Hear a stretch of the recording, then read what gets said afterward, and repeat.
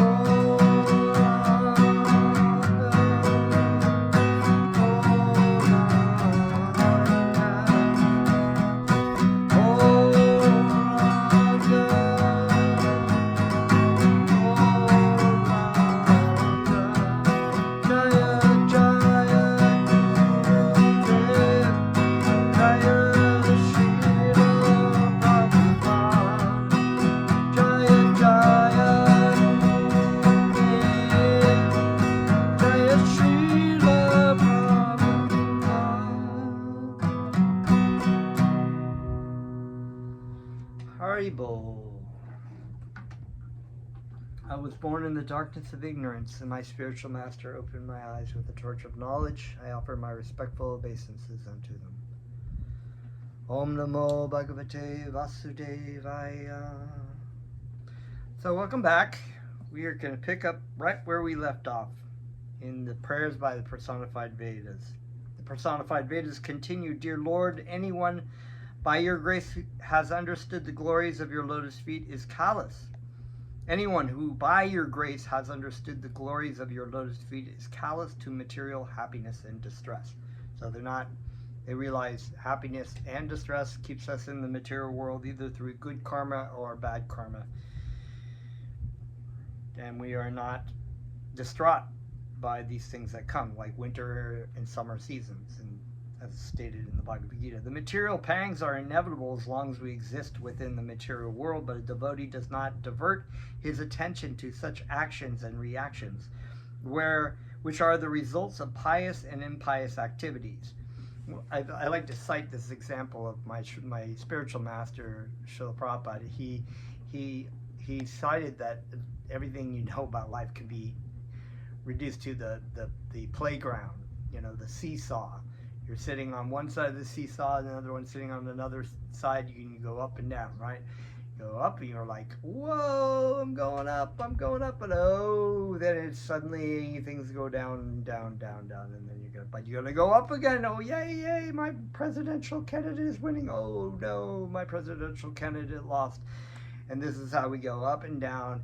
We're just hoping that we'll stay up and we won't go down, but it's always up and down. But my spiritual master has stated that you try to keep steady on the ups and downs. Keep an equilibrium of, if you're up, you're up. If you're down, you're down. You just chant Krishna's names and you do what you need to do, regardless of whatever the situation might be. A devotee is sometimes greatly praised because of his transcendental activities, and sometimes he is criticized, even though there is no reason for adverse criticism. The pure devotee, however, is always callous to pleasure or condemnation by ordinary people. Actually, the devotee's activities are on the transcendental plane. He is not interested in the praise or condemnation of people engaged in material activities. If the devotee can thus maintain his transcendental position, his liberation in this life and the next is guaranteed by the Supreme Personality of Godhead. A devotee's transcendental position within this material world is maintained in the association of pure devotees. Simply by hearing the glorious activities enacted by the Lord in different ages and in different incarnations, the Krishna conscious movement is based on this principle. Srila Narottam Das Thakur has sung, My dear Lord, let me be engaged in your transcendental loving service as indicated by the previous acharyas. So, the meaning of acharya, besides being a teacher, is one who leads by example. In other words, an acharya has learned from his spiritual master how to walk in the world and therefore can lead people along the path. So this is indicated by previous acharyas, and acharyas in our spiritual lineage, which Narottam Das Thakur is one. This is my desire. Okay, so your acharyas, and let me live in the association of pure devotees. I'll read that full sentence again. My dear Lord, let me be engaged in your transcendental loving service as indicated by the previous acharyas, and let me live in the association of pure devotees. That is my desire, life after life. It's so nice, these prayers. I often thought it'd be really cool to just write down all these prayers. There's prayers, so many prayers in the Srimad Bhagavatam, and the prayers that our spiritual masters said, and that Bhaktivedanta have said, and other great saints like Lord Jesus Christ have said. And it's just great to meditate. And you can make your own prayers. Of course, you can come up with your own prayers, but it's inspiring to read great saints' prayers. In other words, a devotee does not much care whether or not he is liberated. He is eager only for devotional service. Devotional service means that one does not do anything independently of the sanction of the acharyas.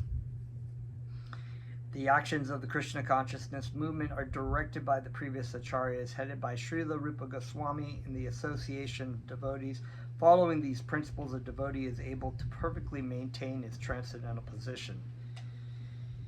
So you don't so the teacher doesn't speculate about how to teach their students, and or they just follow the previous acharyas, and the previous acharyas are following their previous acharyas, and all the way back to Krishna, who is the original instructor. So why mess with the perfect equation? In the Bhagavad Gita, the Lord says, that there's another thing that says, I think that's sometimes, like in the case of Sukadev Goswami, who instructed Maharaj Parikshit. One meaning of Sukha is parrot, and it was instructed that by my spiritual master and another great pure devotee, Tusta Krishna Das, was once criticized for being a parrot, and he told my spiritual master that he was a parrot, and my spiritual master was like, well, that's good, because you're just parroting what I'm teaching you instead of just like coming up with your own kind of things. So of course, this is how we go about it. This is sukha. You'd be like a parrot. In the Bhagavad Gita, the Lord says that a devotee who knows him perfectly is very dear to him. 4 kinds of pious men take to devotional service. This is cited in the Bhagavad Gita, of course. The pious man is in distress. He approaches the Lord for mitigation of his distress. If the pious man is in need of material help, he prays to the Lord for such help.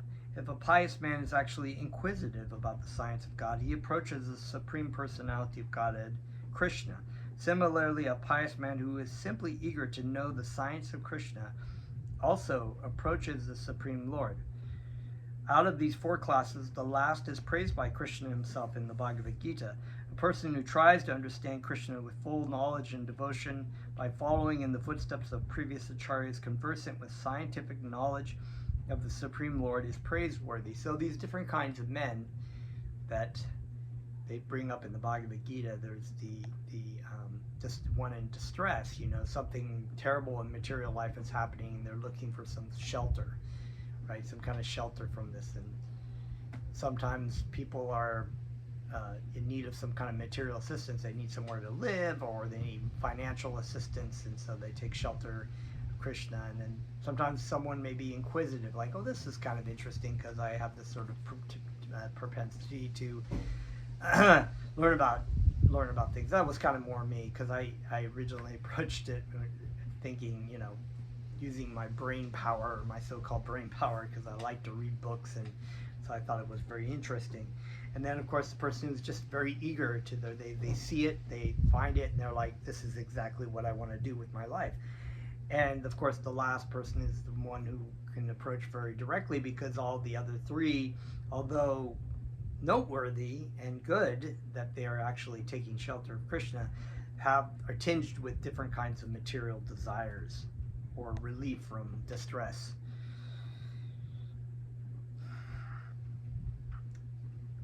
A person who tries to understand Krishna with full knowledge and devotion by following in the footsteps of the previous acharyas conversant with scientific knowledge of the Supreme Lord is praiseworthy. Such a devotee can understand that all conditions of life, favorable and unfavorable, are created by the supreme will of the Lord. That's a pretty powerful thing to think of. Like, oh, why do bad things happen? Why do good things happen? It's just, sometimes we think, okay, this bad thing has happened to me because I've done, and the conversant person in spiritual knowledge will understand that I've done terrible things in my previous life. They understand that. Therefore, this is Krishna's mercy to alleviate my karma for doing that. Or if something's favorable, okay, that's great. I can use these things for Krishna's service. I'm not attached to it, but it's wonderful. It's all created by Krishna. And when he has fully surrendered unto the lotus feet of the Supreme Lord, he does not care whether his condition of life is favorable or unfavorable. A devotee takes even an unfavorable condition to be the special favor of the personality of Godhead. Actually, there are no unfavorable conditions for a devotee. Knowing that everything is coming by the will of the Lord, he sees every condition as favorable. In any condition of life, he is simply enthusiastic to discharge his devotional service.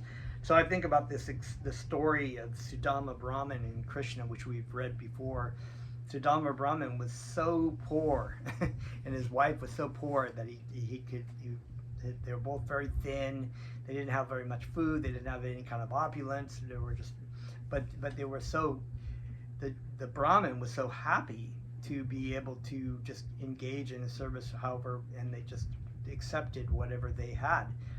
So even that's the condition that Krishna eventually gave him the great opulence of a king, because he knew that his devotion to Krishna would be fixed regardless of whether he had wealth or not had wealth.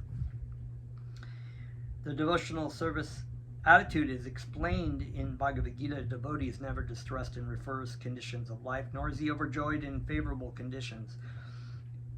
Right? That seesaw. You just stay equal. Okay, I'm going up. Good things are happening materially. I'm going down. Bad things are happening materially. Whatever. It's just like I can still do, I look at the gratitude of my life as being able to be in the service of my spiritual master in Krishna. In the higher stages of devotional service, a devotee is not even concerned with the lists of do's and do-nots. Such a position can be maintained only by following in the footsteps of the acharyas. Because a pure devotee follows in the footsteps of the acharyas, any action he performs to discharge devotional service should be understood to be on the transcendental platform. Lord Krishna therefore instructs us that an acharya is above criticism. A neophyte devotee should not consider himself to be on the same plane as the acharya. It should be accepted that the acharyas are on the same platform as the Supreme Personality of Godhead. And as such, neither Krishna nor his representative acharya should be subjected to adverse criticism by the neophyte devotees. So that's a very important point, as we said this prayer that my spiritual master has instructed us to say, that from the Srimad Bhagavatam and the Uddhava Gita, of course specifically, and that was the great sage Prabhupada said to King Nimi, "My dear king, a disciple has to accept the spiritual master, not only as spiritual master, but also as the representative of the Supreme Personality of Godhead and the Super Soul." In other words, a disciple should accept the spiritual master as God, for he is the external manifestation of Krishna.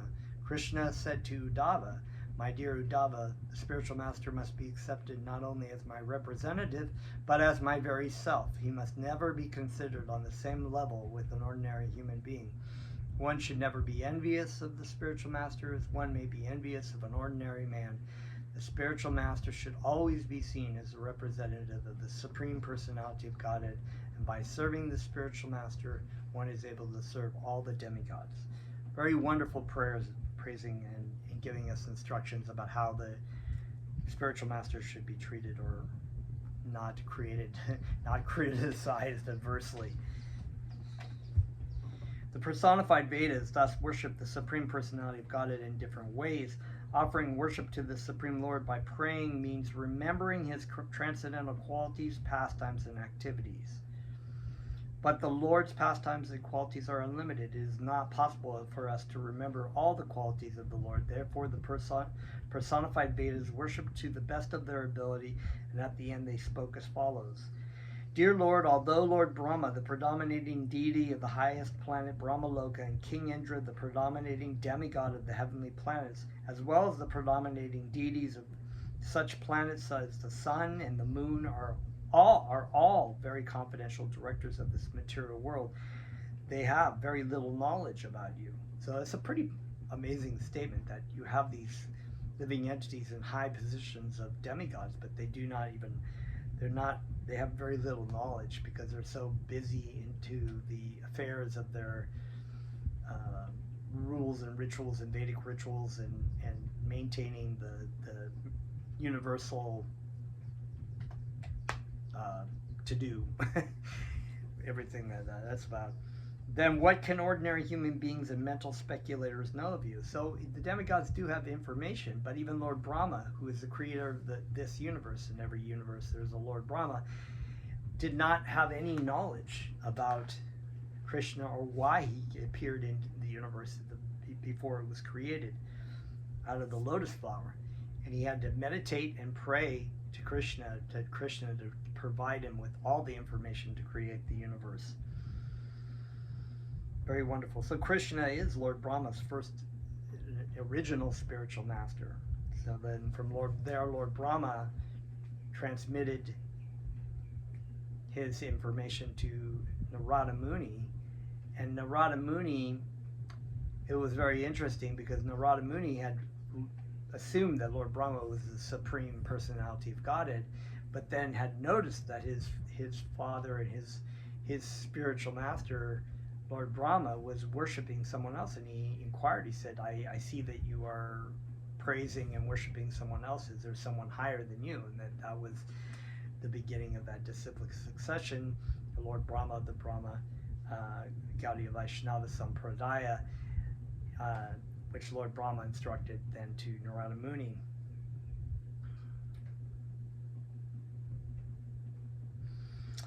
No one, not even the mental speculators in the demigods and higher planetary system, is actually able to estimate the length and breadth of your form and characteristics. We think that even your lordship does not have complete knowledge of your transcendental quality. The reason is that you are unlimited. Although it is not befitting to say that you do not know yourself, it is practical to understand that because you have unlimited qualities and energies, and because your knowledge is also unlimited, there is unlimited competition between your knowledge and your expansions of energies. So even in the study of the study of the Vedas are infinite too. We can continuously learn from some things. You don't really learn. You can only go so far in the material philosophy or material novels or whatever they might be. They have a limit to them because of their temporariness and their material elements. But the spiritual element of the Vedas are unlimited, because Krishna is unlimited. The idea is that because God and his knowledge are both unlimited, there we go, as soon as God is cognizant of some of his energies, he perceives that he still has more energies. In this way, both his energies and his knowledge increase. Because both of them are limited, there is no end to the energies and no end to the knowledge with which to understand the energies. That's amazing. That's amazing. I want to read that again. The idea that because God and his knowledge are both unlimited, as soon as God is cognizant of some of his energies, he perceives that he still has more energies. In this way, both his energies and his knowledge increase. But because both of them are unlimited, there is no end to these energies and no end to the knowledge with which to understand the energies. God is undoubtedly omniscient, but the personified Vedas say that even God himself does not know the full extent of his energies. This does not mean that God is not omniscient. When an actual fact is unknown to a certain person, this is called ignorance or lack of knowledge. This is not applicable to God, however, because he knows himself perfectly, but still, as his energies and his activities increase, he also increases his knowledge to understand them. Both are increasingly unlimitedly, and there is no end. Both are increasing limitedly, and there is no end to it. In that sense, it can be said that even God himself does not know the limit of his energies and qualities. That's really amazing. And so that just also goes to show that although material ability of the human, of our being in a human's body with a human mind, to be able to perceive things, you can continually go into. This is why the Bhagavad Gita, the Srimad Bhagavatam, Vedic scriptures, the words of our spiritual master can be heard over and over again and constantly are fresh and new. There are constantly new realizations and new insights going on because of Krishna's mercy. And this also has to do with the attitude of the devotee. So if the attitude of the devotee is one of wanting to surrender more and more, the more Krishna will reveal this information to him. How God is unlimited in his expansion of energies and activities can be roughly calculated by any sane and sober living entity. It is said in the, here we have sober, right? Diras, right? The sober living entity, right? Diras. He's sober. He's not completely intoxicated by the material energy. It is said in the Vedic literature that innumerable universes issue forth when Mahavishnu exhales his yoga nidra, and that innumerable universes enter his body when he inhales. I didn't even realize. See, that's the thing. That's the one thing I've overlooked, that Mahavishnu is in a yoga nidra. This is a really amazing thing. We have to imagine that these universes, which according to our limited knowledge are expanded unlimitedly, are so great that the gross and subtle ingredients, the five elements of the cosmic manifestation, namely earth, water, fire, air, and sky, along with the total material energy and false ego, are not only within the universe but cover the universe in 7 layers, each layer 10 times bigger than the previous one. In this way, each and every universe is securely packed, and there are numberless universes. So these are all the pores. And see, now this is something that science is now stumbling upon. Of course, they have no way to prove it because they cannot study alternate universes, but by the mathematics, they've understood that there are, sometimes they're referred to as meta universes, or these kind of like parallel worlds or whatever, and where supposedly you're in different worlds, but that's just not, that part's not really true. But the 7 layers is also very interesting because there's a reference to, there are 7 chakras. There are 7 in the story in the Quran. Muhammad takes a night journey on a winged donkey, and he goes from Mecca to Jerusalem, and at Jerusalem he goes through these 7 layers or 7 levels, and at every level he meets different great saints, Jesus Christ, Moses, and different people. And then at the very 7th layer there is a great white light, and this great white light, the Archangel Michael says, I cannot pass through them because I am not a pure devotee. You're a pure devotee, and so you can pass through and see Allah face to face. And so he does, and he actually has this, passes past the Brahmajyoti. So it might be the Mahavishnu, who knows. But I just find that very interesting that the universe is 7 layers, right? So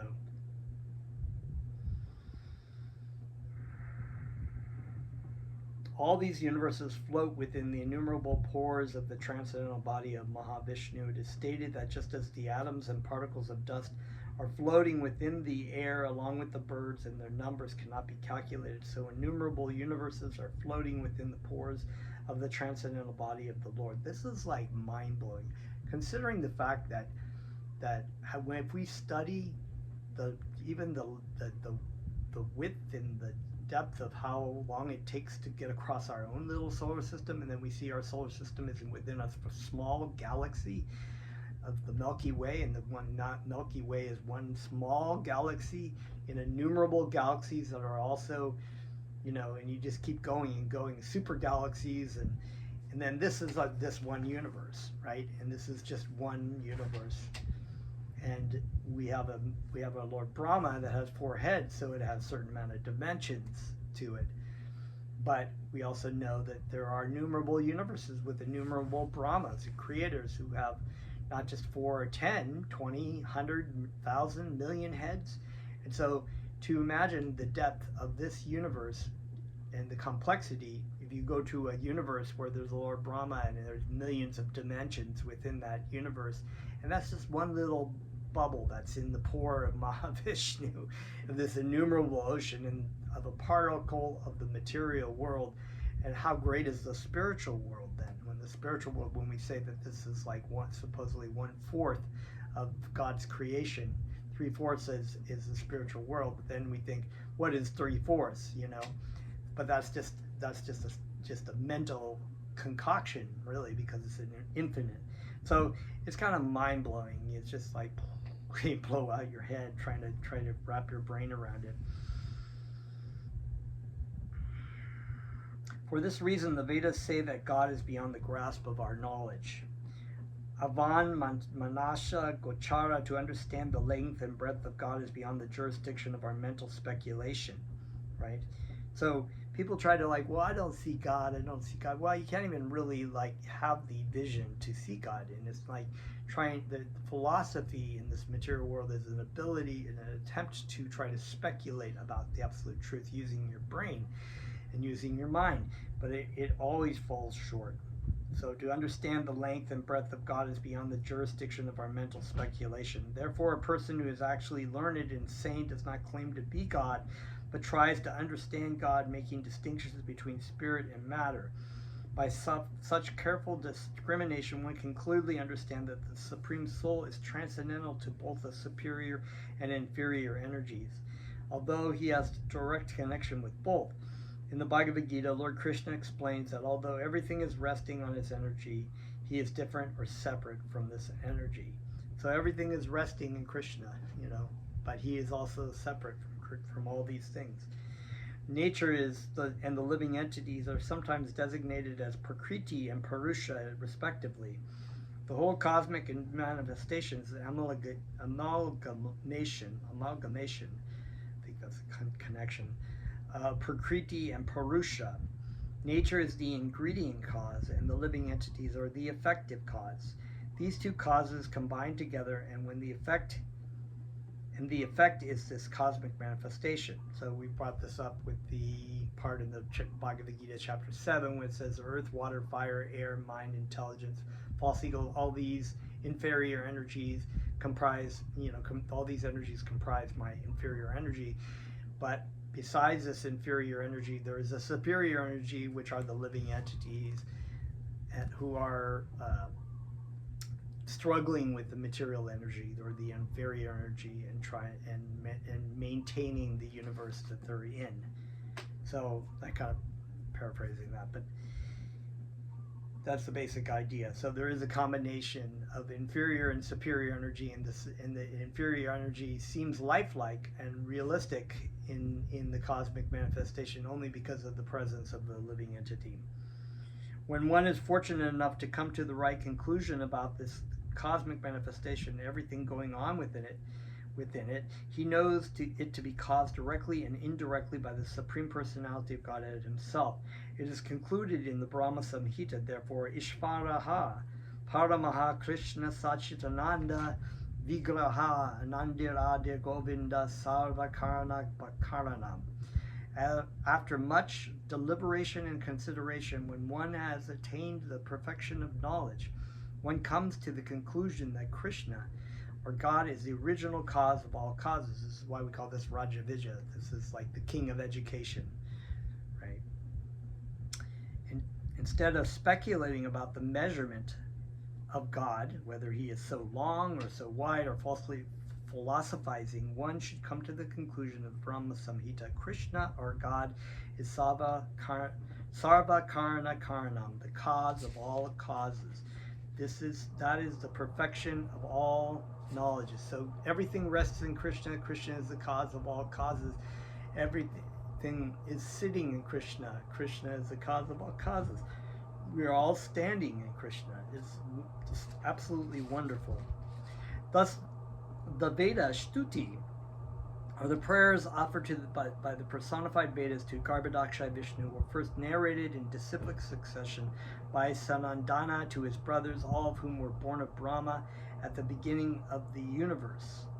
So that's another disciplic lineage, same source, but different lineage of the Kumara Sampradaya. All of whom were, the four Kumara were firstborn sons of Brahma, therefore they were known as Purvajata. It is stated in the Bhagavad Gita that the Parampara system, or the disciplic succession, begins with Krishna himself. Similarly, here in the prayers of the personified Vedas, it is to be understood that the Parampara system begins with the personality of Godhead Narayan Rishi. We should remember that this Veda Shtuti is narrated by Kumara Sanandana, and the narration is repeated by Narayan Rishi in Badarikashram. Narayan Rishi is the incarnation of Krishna for showing us the path of self-realization by undergoing severe austerities. In this age, Lord Chaitanya demonstrated the path of pure devotional service by putting himself in the role of a pure devotee. Similarly, in the past, Lord Narayan Rishi was an incarnation of Krishna who performed severe austerities in the Himalayan ranges. Sri Narada Muni was hearing from him So the statement given by Narayan Rishi to Narada Muni, as narrated by Kumara Sanandana in the form of the Veda Shruti, is to understood that God is the one supreme and that all others are his servants. So this sort of defeats the argument that we're all just one, right? So all the devas are not God, but they are the servants of God. They are of the same quality of energy, but they are not of the same quantity. In the Chaitanya Charitamrita, it is stated, Ekale Eshvara Krishna. Krishna is the only supreme God. So Krishna also has millions of names, as we've stated by Lord Chaitanya. Sometimes people around the world call them Allah, or Jehovah, or Yahweh, or Abba, or, this God or that God, Rama, Krishna, Govinda. So many millions of names. And it's kind of silly to think that there would be one God with only one name, because as my spiritual master has said, sometimes, I have, like for me, I have a name, James. This is my birth name. I have my initiated name, Janapati Das. I have my daughter and my son call me Dad. For a while, they were calling me Daddy. My wife calls me Honey. People at school, the kids call me Mr. Burmester or Mr. James or Hey You, Hey Teach. So there's so many different names that I go by, but they all refer to one person, right?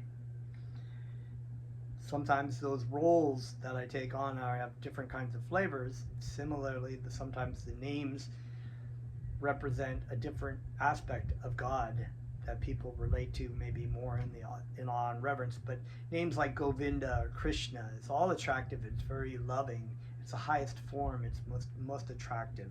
That's why it's called the most attractive. There is no tinge of awe and reverence in that.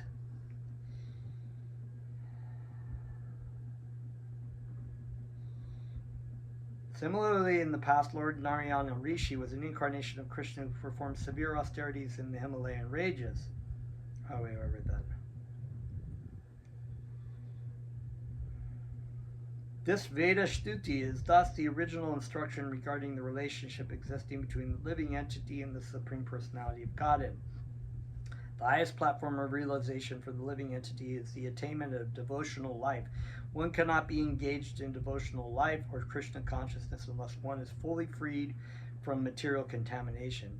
Narayan Rishi informed Narada Muni that the essence of all the Vedas and Vedic scriptures, namely the four Vedas, the Upanishads, the Puranas, and the Vedanta Sutras, is to render transcendental loving service to the Lord. In this connection, Narayan Rishi has used one particular word, rasa. In this devotional service, this rasa is the medium or the basic principle for the exchange of dealings between the Lord and the living entities. Rasa is also described in the Vedas, raso vaisha. The Supreme Lord is the reservoir of all pleasure. All the Vedic scriptures, including the Puranas, the Vedas, the Upanishads, the Vedanta Sutra, teach the living entities how to attain the stage of rasa. The Bhagavatam also says that the statement in the Mahapurana, Srimad Bhagavatam, constitute the essence rasa of all Vedic literature. Nigar kalpa taro galitam phalam. The Bhagavatam is the essence of the ripened fruit of the tree of the Vedic literature. We understand that with the breathing of the Supreme Personality of Godhead, there issued forth the four Vedas, namely the Rig Veda, the Yajur Veda, the Sama Veda, and the Atharva Veda. And also the histories like the Mahabharata and all the Puranas, which are considered to be the history of the world. The Vedic histories like the Puranas and the Mahabharata are called the fifth Veda. The 28 verses of the Veda Shruti are to be considered the essence of all Vedic knowledge. The four Kumaras and all other authorized sages know perfectly that devotional service in Krishna consciousness is the essence of all Vedic literature, and they preach this on different planets, traveling in outer space. It is stated herein that such sages, including Narada Muni, hardly ever traveled on land. They perpetually travel in space. So Narada Muni is a transcendental spaceman. He can travel through all the material and spiritual worlds, and he chants on his Veena and teaches of the glories of Krishna. And so similarly, this Srimad Bhagavatam is being taught in all these universes, not just on planet Earth. It's just one place, right? So Vrindavan is all over the universe in different locations, different universes, and this knowledge is also being taught, and the pastimes of Krishna are continuously going on. Sages like Narada and the Kumaras travel throughout the universe to educate the conditioned souls that their business in the world is not that of sense gratification, but of reinstating themselves in their original position of devotional service to the Supreme Personality of Godhead. It is stated in several places that the living entities are like sparks of the fire, and the Supreme Personality of Godhead is like the fire itself. If the sparks somehow or other fall out of the fire, they lose their natural illumination. So this is likened to the living entity in the material world. Thus it is ascertained that the living entities come into this material world exactly as sparks fall from a great fire. The living entity wants to imitate Krishna and tries to lord it over material nature in order to enjoy sense gratification. Thus he forgets his original position, and his illuminating power, his spiritual identity, is extinguished. However, if a living entity takes to Krishna consciousness, he is reinstated in his original position. To preach this process of devotional service, sages and saints like Narada and the Kumaras travel all over the universe, educating people and increasing their disciples. Their aim is that all the conditioned souls may be educated to revive their original consciousness or Krishna consciousness, and thus regain relief from the miserable conditions of material life. Sri Narada Muni is a Nashtika brahmachari. There are 4 types of brahmacharis. The first is called Savitra, which refers to a brahmachari who, after initiation and the sacred thread ceremony, must observe at least 3 days of celibacy. The next is called Prajapatya, which refers to a brahmachari who strictly observes celibacy for at least 1 year after initiation. The next is called Brahma Brahmachari, which refers to a brahmachari who observes celibacy from the time of initiation up to the time of the completion of his studies of the Vedic literature. The next stage is called Nashtika, which refers to a brahmachari who is celibate throughout his whole life. Out of these, the first 3 are Upakuravana,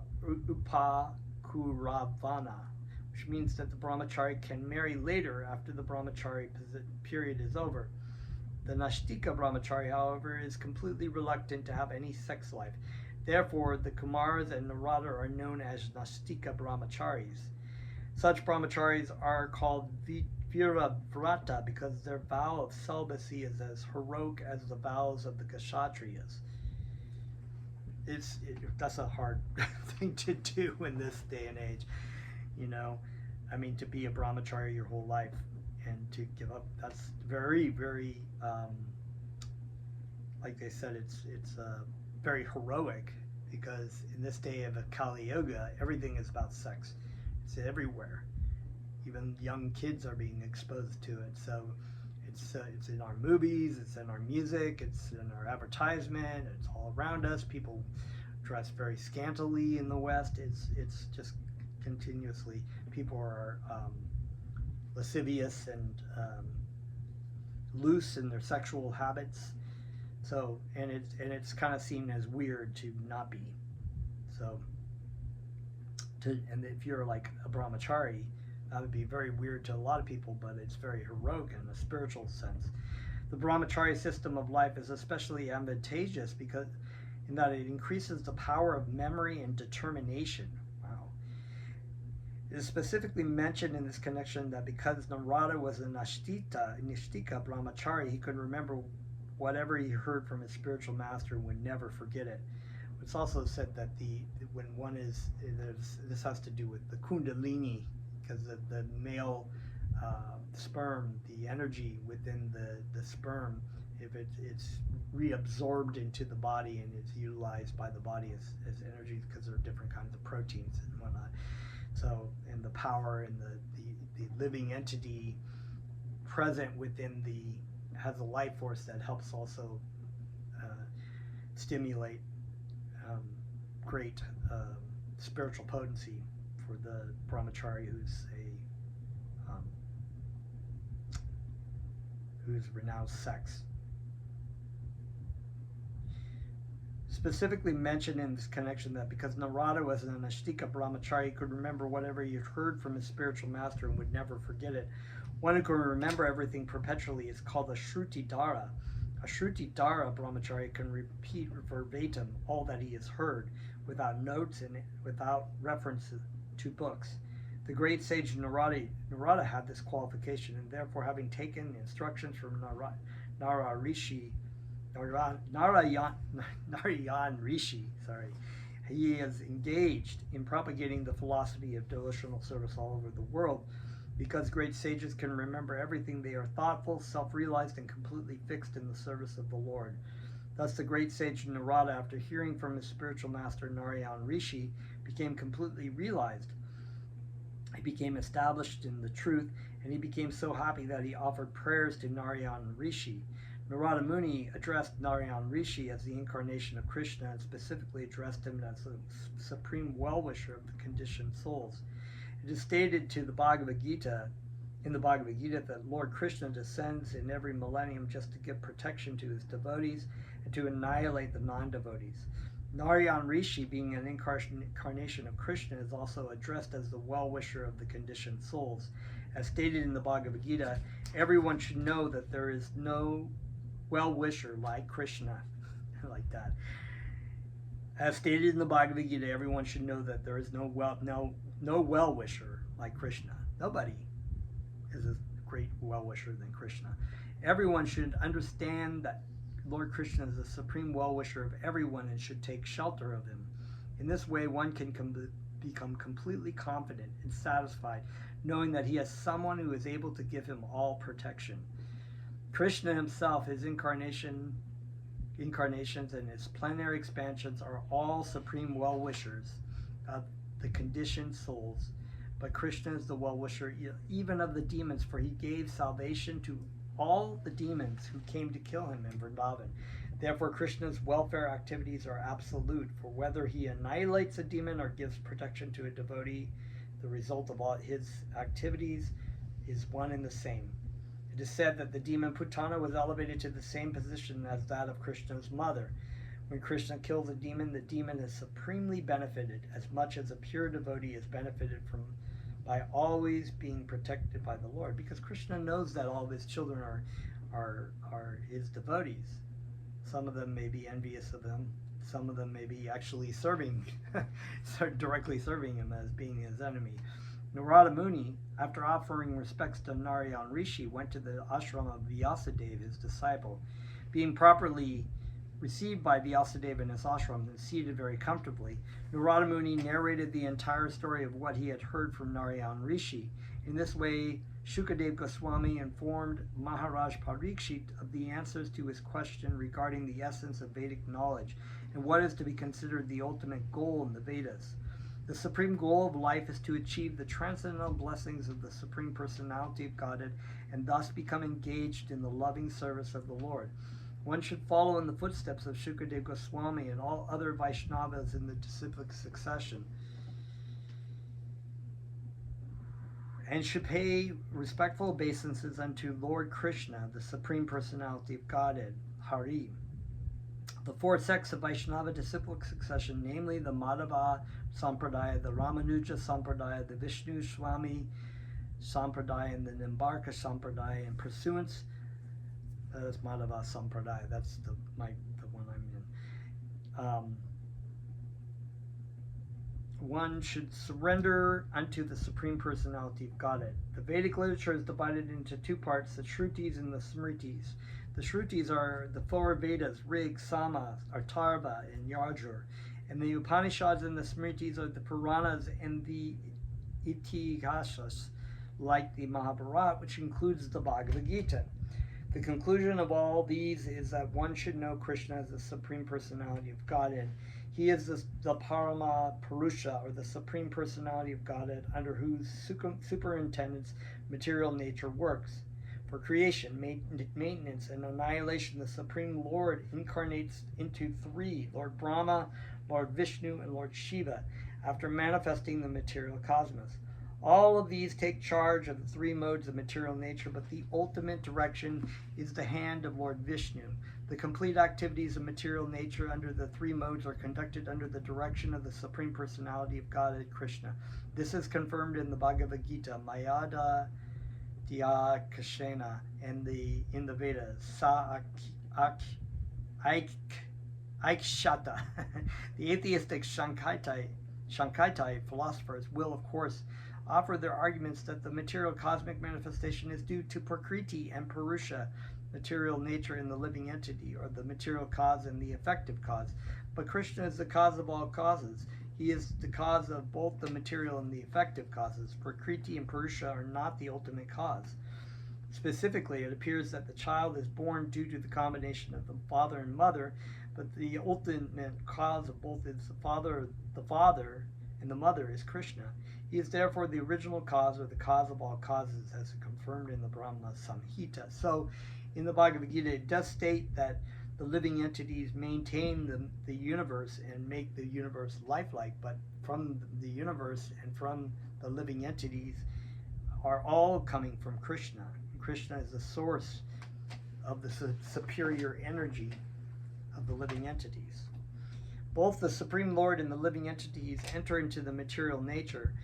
The Supreme Lord Krishna, by one of his plenary expansions, manifests as Karanadakshay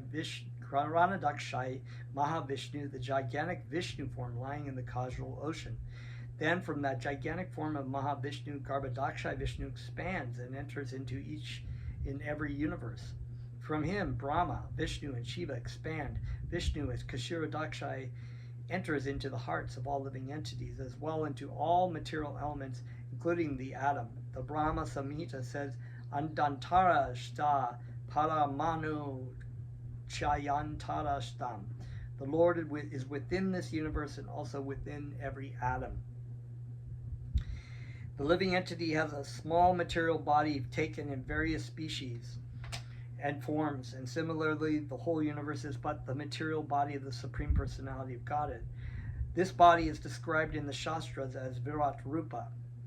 As the living entity maintains his particular body, the Supreme Personality of Godhead maintains the whole cosmic creation, entering within it.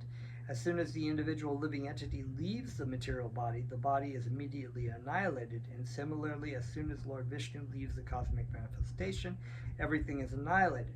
Therefore, only when the individual living entity surrenders unto the Supreme Personality of Godhead is his liberation from material existence possible. This is confirmed in the Bhagavad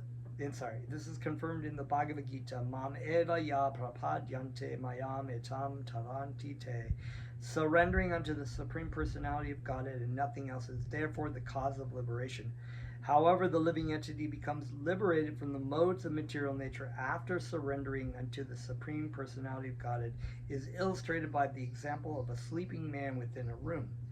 When a man is sleeping, everyone sees that he is present within the room, but actually the man himself is not within that body, for while sleeping a man forgets his bodily existence, although others may see that his body is present. Similarly, a liberated person engaged in devotional service to the Lord may be seen by others to be engaged in the household duties of the material world, but since his consciousness is fixed in Krishna, he does not live within this world, and therefore that's why Jesus Christ said, be in this world, but not of this world, right? So we can act in this material world, but we are actually with Krishna. His engagements are different, exactly as a sleeping man's engagements are different from his bodily engagements. It is confirmed in the Bhagavad Gita that a devotee engaged full-time in the transcendental loving service of the Lord has already surpassed the influence of the three modes of material nature. He is already situated on the Brahman platform and is in the transcendental realm, although he appears to be living within this world, or within the body or within the material world.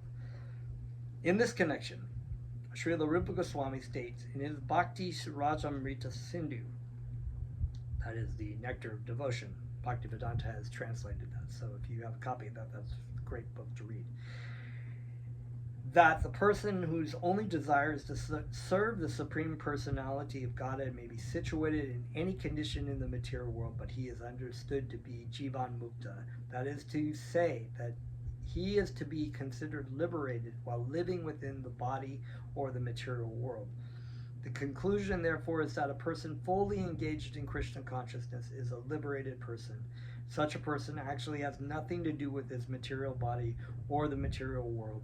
Those who are not in Krishna consciousness are called karmis and gyanis, and they hover on the bodily and mental platforms and thus are not liberated. This situation is called kaivalya nirashta yoni. But a person situated on the transcendental platform is freed from the repetition of birth and death. This is confirmed in the Bhagavad Gita, 4th chapter, simply by knowing the transcendental nature of the Supreme Personality of Godhead, Krishna. One becomes free from the chains of the repetition of birth and death, and after quitting his present body, he goes back home, back to Godhead. This is the conclusion of all the Vedas.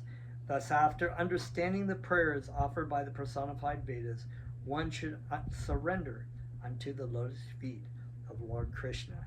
Thus ends the Bhaktivedanta purport of the 87th chapter of Krishna, prayers by the personified Vedas, the biggest chapter of the whole Krishna book. Okay, so very wonderful, absolutely amazing, glorious, and this is a big chapter, but just to read it, this one you can constantly delve into. It's full of knowledge and rich wisdom, and it's so glorious to be able to read that. Jai Shri Krishna. And have a wonderful, if I don't see you before Janmashtami 2024, which is Monday here in the United States, have a wonderful Janmashtami and Bhaktivedanta Swami's appearance day the next day. Jai Shri Krishna, Jaya Bhaktivedanta Swami. Thank you so much. Let's chant.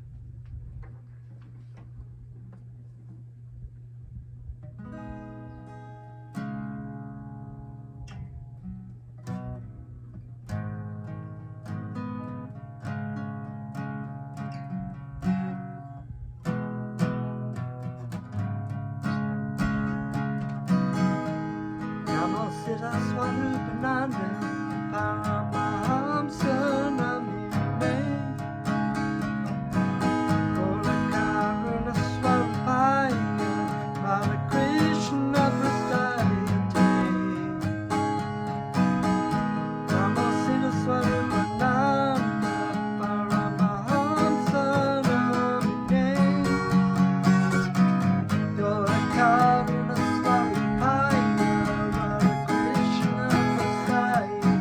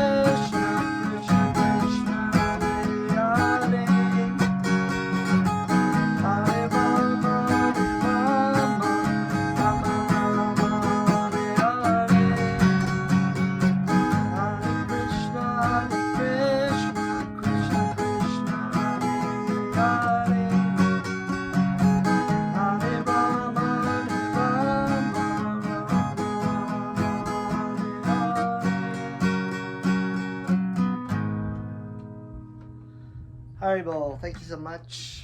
See you next time.